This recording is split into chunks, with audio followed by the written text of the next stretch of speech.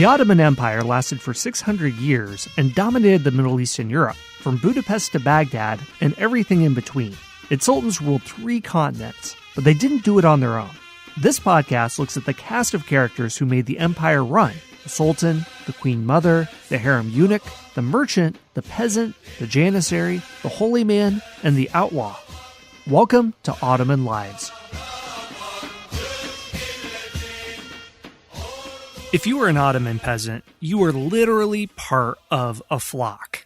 The word for being a subject in Turkish, reaya, is the exact same word used in the sense of a flock of sheep, a flock of goats, livestock. So the word that refers to livestock also refers to you, the peasant. And the similarities between the two goes beyond just a common word. From the standpoint of the government, you were useful in the same way. Muslim, Christian, and Jewish peasants were shorn, or taxed, to support the state and the professional Ottoman class. The upper classes were the soldier class, and they wouldn't be taxed. But you, as a peasant, who made up 90% of the population of the Ottoman Empire, would be taxed, and your taxes made up the economic backbone of Ottoman society. Maybe you weren't a slave, but as we've seen in this series on Ottoman Lives, a slave could be pretty prestigious. Black eunuchs of the harem were slaves, and some of them practically ran the Ottoman Empire. Janissaries were considered slaves, and they were the elite military corps of the Ottoman Empire. Concubines were considered slaves, and they could give birth to future sultans. But another way that you as a peasant were similar to livestock is that you could be preyed upon by other parts of Ottoman society. If you lived in the Arabian Peninsula, something that you had to be concerned about were Bedouins. Up until the 20th century, technology limited travel in the deserts of North Africa and the Middle East. Only the semi-nomadic Bedouins, who knew how to handle camels and navigate trade routes through the desert, could cross these areas. So the settled people in the region, who were mostly peasants, and the Bedouins had a symbiotic relationship, but sometimes it resembled a predator and a prey, like our flock example shows.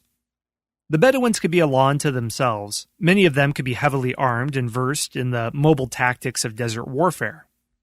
As raiding offered an easy source of income, whenever the Ottoman government was too weak to control order in the provinces or maintain garrisons on its desert borders, which was the case in much of the 17th and 18th centuries, Bedouin tribes made life unbearable for peasant farmers in the region.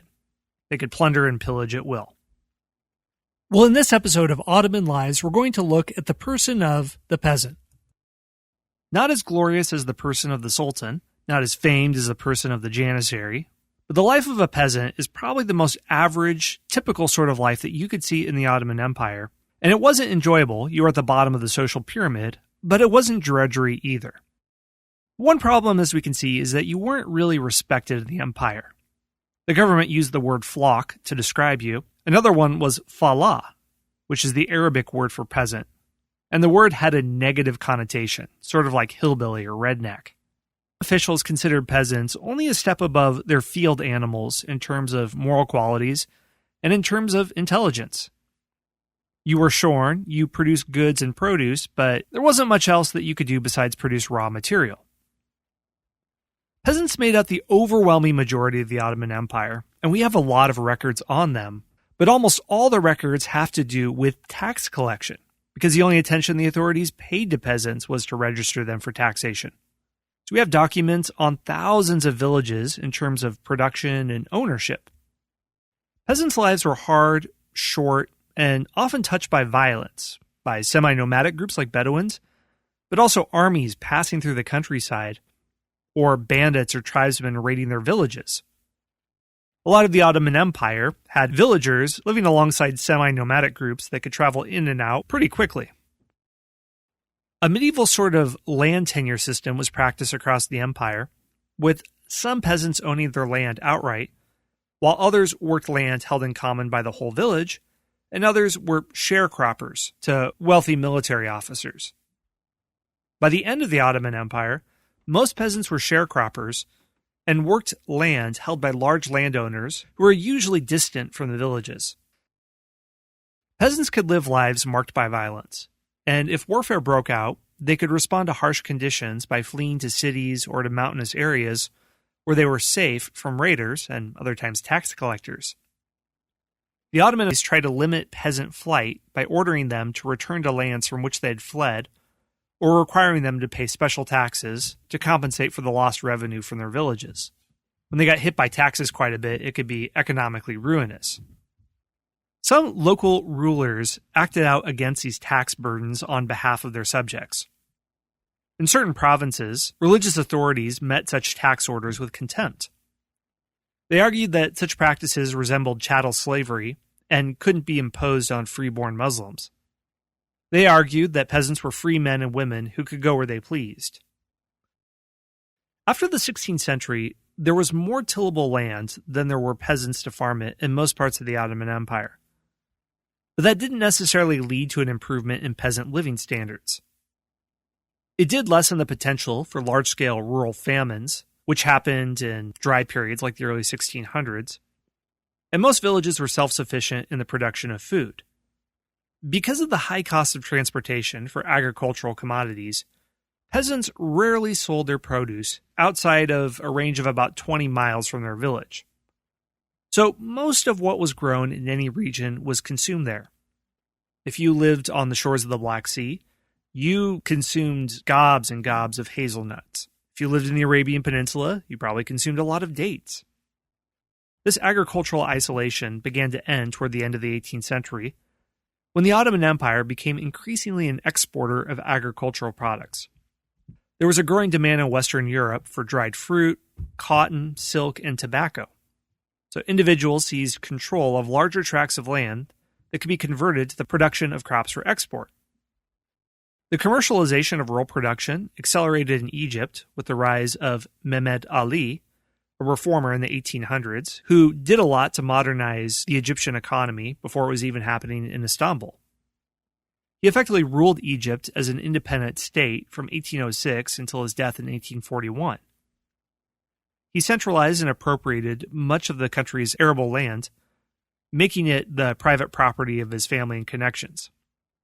This decreased sharply the living standards of Egyptian peasants, as they were forced to produce commodities for export instead of the grains and vegetables they had produced to feed themselves and their families.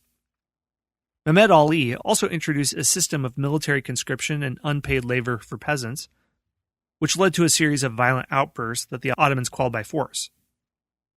Reformers hoped that the introduction of a new land code in 1868 would improve peasant lives by giving them title to the lands they worked. But most peasants opted out of having their lands registered because they feared that this could lead to greater taxation and conscription of their sons into the military. So this intended reform left most agricultural lands in the Ottoman Empire in the hands of a few local prominent families, with peasants working as sharecroppers. Okay, so let's talk about the relations between an Ottoman peasant and his landlord. And this information comes from Halil Inaljic's An Economic and Social History of the Ottoman Empire. A village community on the whole was isolated and defenseless in the open country and could be exposed to attack from Bedouins or bandits or all types of marauders. Effective protection for the peasant was a fundamental requirement of rural society, and the Ottoman army couldn't rush in and save them. They would really only show up if there were a military invasion or a large-scale revolt taking place. Like Western feudal lords, the sipahi, or the cavalry officer who acted as a landlord, lived in the village as a visible instrument of imperial protection.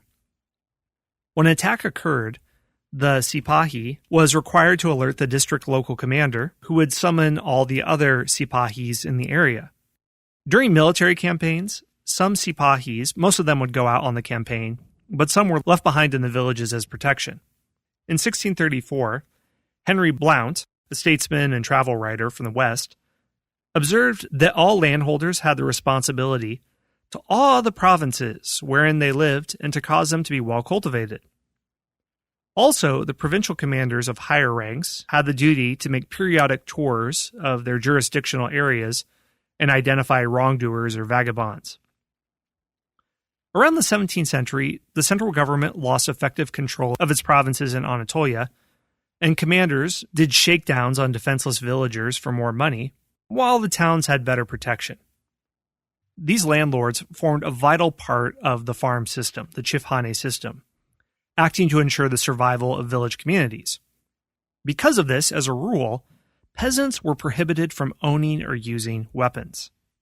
We have complaint registers in the Ottoman archives, and they show that peasants had many complaints about their relationship with the landlords and with government agents who visited their villages. To protect peasants, the rules regarding the collection of taxes were particularly detailed and restricting. According to one law, peasants couldn't harvest their fields, put grain in a barn, or pick fruit until the landlord was present. To prevent the product from perishing, the lawmakers introduced new regulations. If the landlord did not appear in time to determine, along with the peasant, his share of the tithes on the harvest, the village head and imam were authorized by law to do the job. Also, the landlord disregarded the law that exempted fruit and vegetables and beehives for family consumption, as well as all crops harvested by hand from tithes. Sipahis didn't respect the law, which prohibited collection of dues on lands reclaimed by peasants from the forest, and wasteland which were not entered into the official survey books. In terms of communal life, the village was center to everything. The village acquired its communal character through its common interests, where you would have public commons, village meadows that were used collectively, collective threshing floors, collective water sources, and collective pastures. The village acted collectively when there was a need to protect the village and its fields against outsiders, especially nomads that would just show up and use these grasslands. Peasants didn't have too many livestock, so cooperation was a necessity in the pasturing of animals. Since this was one of the basic concerns of peasant households, they jointly hired a shepherd who gathered animals each morning in the village square and took them to the outlying common pasture land. A pasture's protection was the common responsibility, which led to somewhat frequent battle lands for pastures among neighboring villages. To protect the communal rights and interests, the leaders of the village, the landlord and the village head, sought the local judge's legal sanction. If a solution couldn't be reached locally, the village had the right to complain directly to the sultan by submitting a joint petition or by sending a delegation. The landlord represented the sultan's authority and interests, and the village head, chosen among the villagers or invited from outside, was paid jointly by the villagers and represented the village community. The type of villages that a peasant could live in differed based on the social and economic and administrative conditions. There was the ordinary type of village, which I just described, but there could also be villages that would develop if there were a dervish group or a religious order nearby that lived in a lodge, usually that were built up around a saint's tomb that would be visited by religious pilgrims. These villages would have tax immunities. Villages centrally located or situated near a thermal spring or fountain usually became the local market for neighboring villages. A great number of villages throughout the core of the Ottoman Empire were distinguished by permanent services assigned by the state, such as safeguarding a mountain pass or bridge. You'd have to clear it from brush, remove snow, or do other things so that the army or traders could easily and quickly move through it. Other services that villages would have to render would be working in state mines or supplying bows and arrows or butter to the military. Okay, so let's see how a peasant fit into the grand scheme of the Ottoman Empire.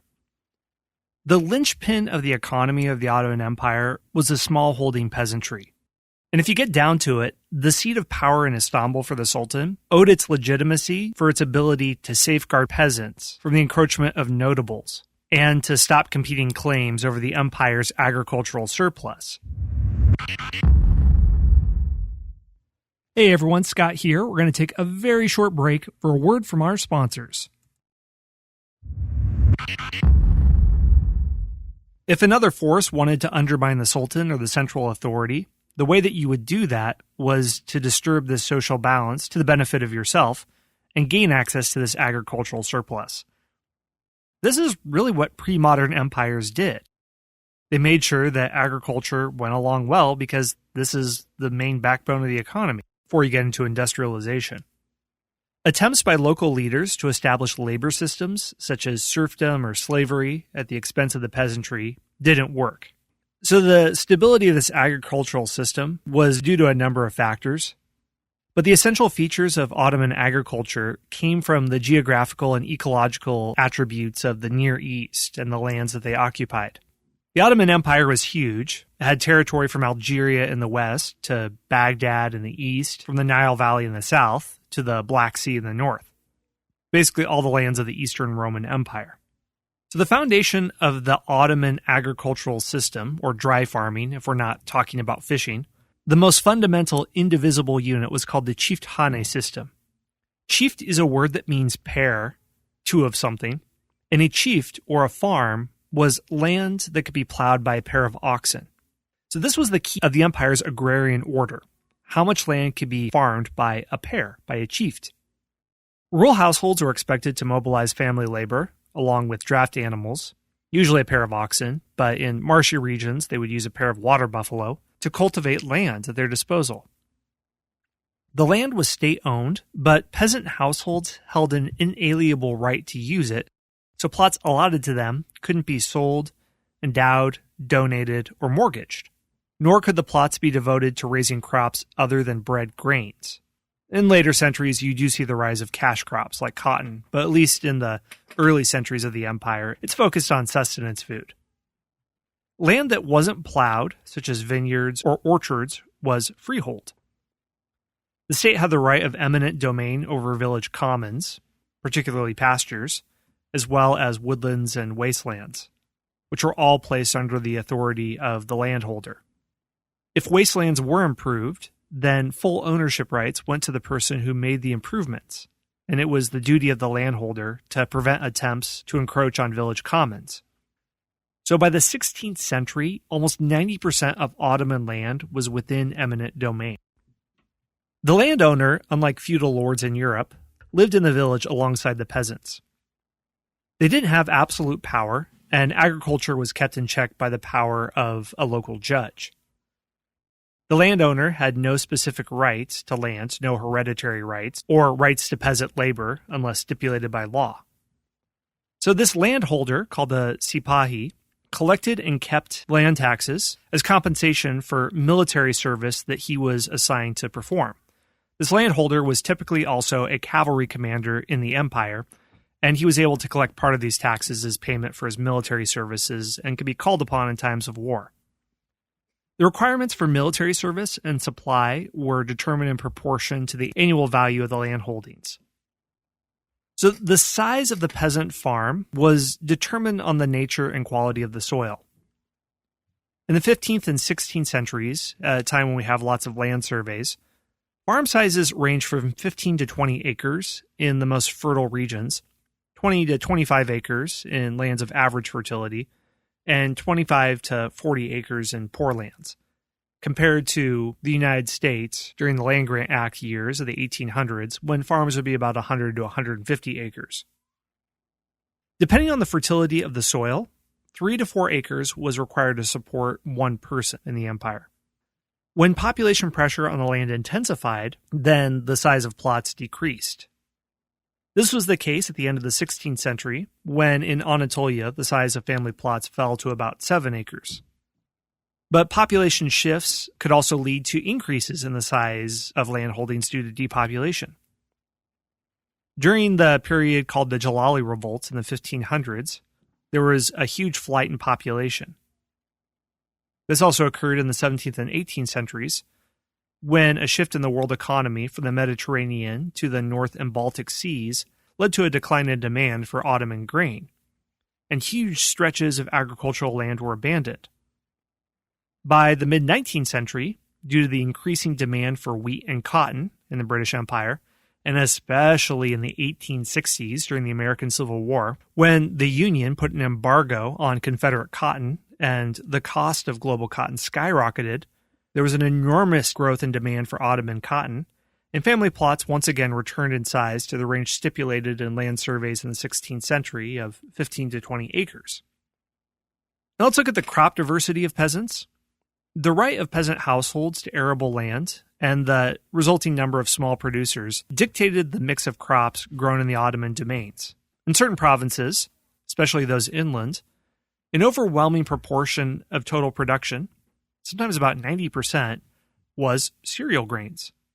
In locations that were thinly populated, grain production was combined with animal husbandry.